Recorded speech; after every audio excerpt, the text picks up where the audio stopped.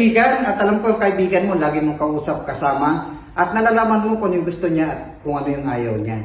Pero may tinuturo ang banal na kasulatan. Gusto mo bang maging successful? Gusto mo bang makamit ang desire ng iyong puso? Sabi sa Psalm chapter 37 verse 4, delight yourself in the Lord and He will give you the desires of your heart. Make it a part of your life.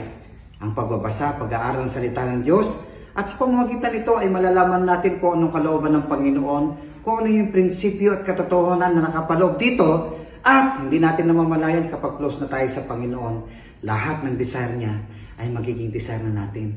At kapag naging desire natin ang kalooban ng Panginoon, hindi na tayo magiging makasarili. Hindi na natin hihingin yung mga bagay para sa sarili natin, kundi para sa kapwa natin. Tayo po'y manalangin.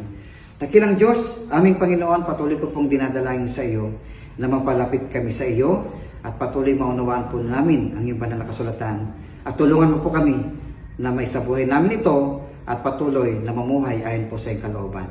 Ito po aming dalangin sa makapangyarihang pangalan. Amen.